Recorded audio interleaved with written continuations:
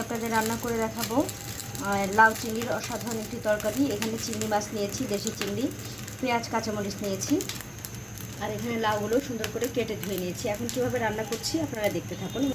প্রিয় দর্শক, এখানে একটি ফ্রাই প্যান নিয়েছি। এখন ফ্রাই প্যানটিতে পরিমাণ মতন তেল দিয়ে দিচ্ছি। এখন দিয়ে দিচ্ছি পেঁয়াজ এবং কাঁচামরিচ।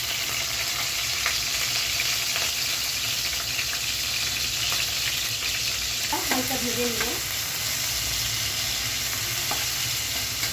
প্রিয় দর্শক, এখন ছোটো চিংড়িগুলো দিয়ে দিচ্ছি।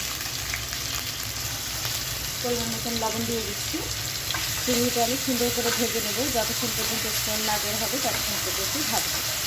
প্রিয় দর্শক, এখন দিয়ে দিচ্ছি আদা রসুন জিরা বাটা 2 চামচ, ধনিয়া গুঁড়া 1 চামচ, হলুদের গুঁড়া আধা চামচ। ভালো করে মশলাটা ভেজে নিচ্ছি। এখন পানি দিয়ে দিচ্ছি মশলাটা কষিয়ে নেওয়ার জন্য। ভালো করে মশলাটাকে কষিয়ে নিতে হবে।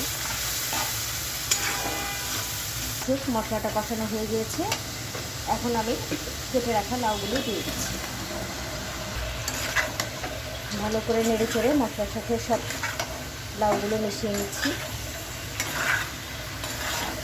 ঢেকে দিচ্ছি 5 মিনিটের জন্য। তো দর্শক, লাউয়ের ঢাকনাটা সরিয়ে নিচ্ছি।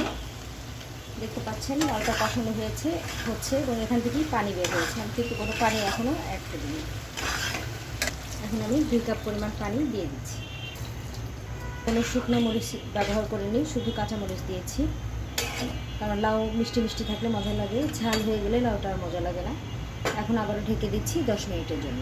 ঢাকাটা সরিয়ে নিয়েছি। দেখতে পাচ্ছেন লাউ সেদ্ধ হয়ে গিয়েছে। এখন দিয়ে দিচ্ছি ধনিয়া পাতা।